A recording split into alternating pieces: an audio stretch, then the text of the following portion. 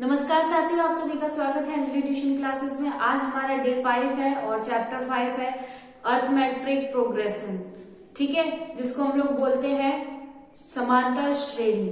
समांतर श्रेणी में हम लोग सबसे पहले पढ़ते हैं सीक्वेंस के बारे में, जिनको हम अनुक्रम कहते हैं हिंदी में।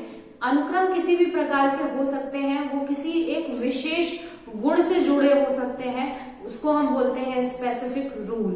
वो किसी भी तरीके का हो सकता है वो हमारी अभाज्य संख्याओं में जुड़े हो सकता है वो प्राकृतिक संख्याओं के रूप में जुड़े हो सकता है कि उसमें इवन और ऑड का कुछ बीच में ऐड हो रहा हो। तो सीक्वेंस जो है वो एक क्रम में लगी हुई चीज होती है, वो किसी एक विशेष स्पेसिफिक रूल को फॉलो कर रही होती है, उसको हम अनुक्रम कहते हैं। ठीक है, अनुक्रम के दो प्रकार होते हैं, एक होता है परिमित अनुक्रम और एक होता है अपरिमित अनुक्रम। परिमित अनुक्रम में एक चीज देखने को मिलती है कि जितनी भी हमारी जो सीरीज है या जो श्रेणी है हमारी, वो एक सीमित पदों के द्वारा होती है, जिसमें पद सीमित होते हैं। ठीक है, वहीं अपरिमित में पद जो है वो सीमित नहीं होते हैं। ठीक, इतना मैंने समझाया, ये मैंने बोर्ड पे लिख रखा है। चलिए देखते हैं। अनुक्रम यानी कि सीक्वेंस, ये एक विशेष क्रम में जुड़े हुए होते हैं, जिनको हम स्पेसिफिक रूल कहते हैं। फॉर एग्जांपल मैंने यहाँ पर लिख रखा है 2, 4, 6 और इसी क्रम में आगे बढ़ते हुए, यानी कि ये सम संख्याओं के रूप में आगे बढ़ रही है। वहीं यहाँ पर देखिए 3, 7, 10 क्रम में है, जरूरी नहीं है कि उनके बीच का जो सीक्वेंस है वो बराबर ही बना रहे। ठीक है, क्योंकि इसी को हम पढ़ेंगे आगे कि कितनी श्रेणियां होती हैं, कैसी कैसी श्रेणियां होती हैं, उनके बारे में पढ़ेंगे। तो ये 3, 7, 10 ये इससे बड़े बड़े क्रम में जा रहा है, तो ये आपका एक सीक्वेंस हो गया। ठीक है, सीक्वेंस के आपके टाइप्स होते हैं, टाइप्स ऑफ सीक्वेंस या अनुक्रमों के प्रकार। एक होता है परिमित अनुक्रम, जिसको हम फिनिट सीक्वेंस बोलते हैं, और एक होता है अपरिमित अनुक्रम, इनफिनाइट सीक्वेंस। ठीक है, इनफिनाइट सीक्वेंस और फिनाइट सीक्वेंस में क्या मतलब अंतर है?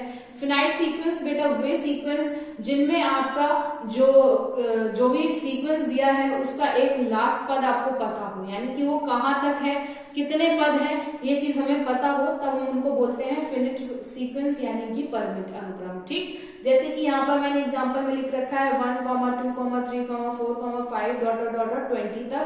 तो यहाँ मुझे पता है कि ये 20 तक ही है, इसके आगे नहीं है, तो ये सीक्वेंस यहीं तक खत्म हो जाता है। 2, 7, 12, 17, 22 ये 22 पर ही खत्म हो गया है, इसलिए हम इसको बोल सकते हैं कि ये फिनिट सीक्वेंस है।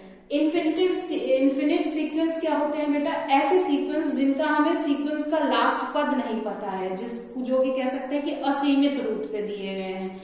जैसे 1, 11, 21, 31, 41 और डॉट डॉट डॉट डॉट कहाँ तक है वो नहीं पता।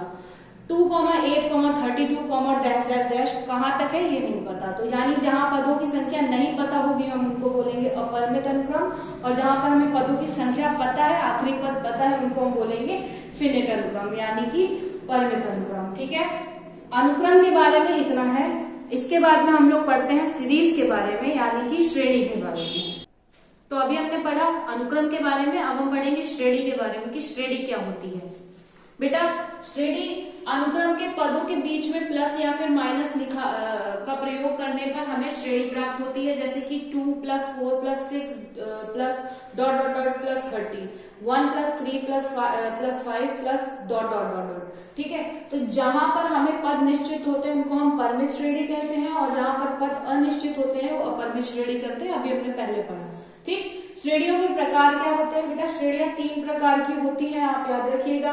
एपी यानी कि अर्थमेट्रिक प्रोग्रेस, और जीपी यानी कि गुणोत्तर श्रेणी, और एचपी यानी कि हरात्मक श्रेणी। ठीक है, ये आपकी 3 श्रेणियां हैं, जिसमें से अभी आपके सिलेबस में ओनली समांतर श्रेणी है, गुणोत्तर और हरात्मक आपके 11th के सिलेबस में है। ठीक है, अर्थमेट्रिक प्रोग्रेस यहाँ पर क्या होता है, अभी हमको यही पढ़ना, तो हम इसके बारे में डिटेल में पढ़ते हैं। यहाँ पर क्या होता है, इन श्रेणियों में जो अंतर होता है, जैसे कि मैंने लिख दिया यहाँ पर 1, 2, 4, 6, तो अंतर देखिए आप कि 4 और 2 के बीच में अंतर कितने का है? सीक्वेंस के बीच में अंतर कितने का है? 2 का। यहाँ पर देखिए तो 2 का, मतलब 2 का अंतर बनता हुआ चला जाता है। तो ये आपकी हो गई आपकी एपी। ठीक है, यानी कि इनके बीच में आपको अंतर्नियत मिलेगा। ठीक है, जो इनका अंतर चलता जाएगा वो नियत रहेगा। जैसे यहाँ पर है 1 3 5, यानी कि ये भी आपका विषम संख्याओं के रूप में चल रहा है ना, तो एक क्रम इनके बीच का अंतर जो है वो समान है, ठीक है, डिफरेंस जो है वो की समान है।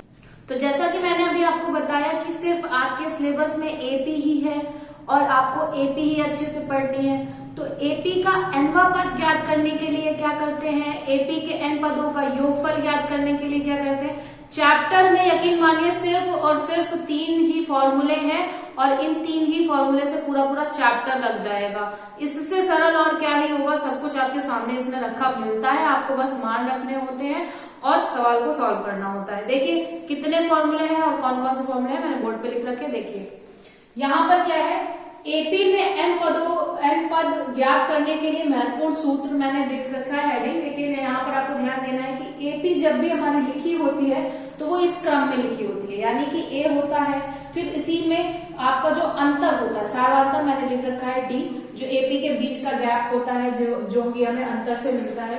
जैसे कि हम A2 से A1 को घटा दे तो हमें डी मिल जाएगा, यहाँ पर मैंने लिख रखा है A2 माइनस 1 यानी कि 1, तो 2 और -1, दूसरे पद से पहला पद घटा देंगे तो आपको मिल जाएगा डी, ठीक है। तो यहाँ तो मेरा डी ही है, लेकिन आपको जब सवालों में मिलेगा तो आप ऐसे ही निकालेंगे कि पीछे वाले से आगे वाले को घटा करके डी निकाल लेंगे, ठीक है। इस क्रम में आपकी एपी लिखी होती है, पहला ए, फिर दूसरा a प्लस डी, फिर a प्लस 2d, ऐसे करते करते करते एक लास्ट पद आता है जिसको हम लोग लिखते हैं a प्लस n-1, क्योंकि पिछले से एक घट रहा है, यहाँ पर आप देखिए पिछले से एक घटा, यहाँ होना चाहिए था 2, लेकिन क्या हुआ, 2 में एक घट गया, तो यानी एक बचा हुआ और एक को हम लिखते नहीं है, इसलिए यहाँ पर हो गया d होती, ठीक है। तो n-1 इंटू डी, ये आपका फॉर्मूला होता है, मेन फॉर्मूला जो है आपके चैप्टर का वो यही है। पहले पद को हम T1 यानी फर्स्ट टर्म बोलते हैं, सेकंड को T2 यानी कि सेकंड टर्म बोलते हैं, दूसरा पद बोलते हैं, ठीक है।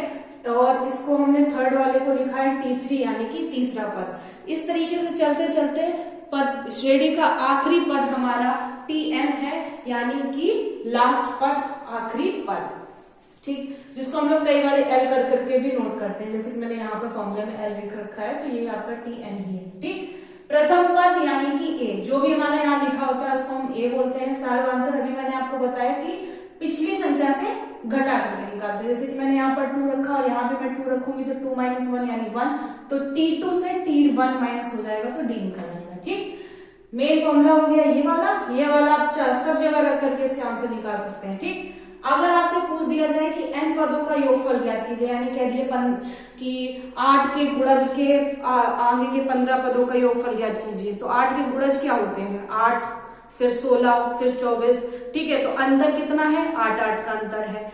पहला पद क्या हो गया, 8 हो गया। मैंने कितने पद बोले, कितने, 24 बोले 20 बोले, पता नहीं, मैं खुद ही भूल गई, ठीक है। तो अगर 20 पदों का बोल दिया जाए फॉर एग्जाम्पल, तो n की जगह पर हम 20 लिखेंगे, पद कितने हो गए 20, तो 20 लिख दिया, ठीक। और इसके बाद में a हो गया आपका 8 और बीच का अंतर यानी d हो गया 8, ठीक। तो ऐसे रख करके हम फॉर्मूले से, यहाँ पर फॉर्मूला क्या है, जब हमें पदों की संख्या पता है तो हम ये वाला फॉर्मूला रख सकते हैं, अगर हमें अंतिम पद भी पता है तो ये वाला सिंपल और फॉर्मूला रख करके भी हम n पदों का योगफल ज्ञात कर सकते हैं, ठीक है। चैप्टर में ये तो आपके मेन 3 फॉर्मूले हैं, चाहो तो 2 ही तैयार, नहीं भी तैयार करोगे तो भी चल जाएगा, लेकिन अगर कर लेते हो तो सवाल थोड़ा सा छोटा सॉल्व हो जाएगा, ठीक है। बाकी ये फॉर्मूला आपका हर जगह काम करेगा, ठीक।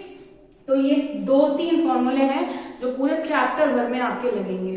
चलिए आज आप लोगों को एक प्यारा सा होमवर्क मैं देती हूँ और मैं पूछना चाहूंगी आप लोगों से कि आप लोग असल में पढ़ रहे हैं कि नहीं और कितनी अच्छी तैयारी है आप लोगों की। इसलिए आपको आज एक होमवर्क मिलेगा मेरी तरफ से कि मुझे बताइए कि सीक्वेंस और सीरीज और प्रोग्रेशन, इन तीनों में क्या अंतर है, ठीक है।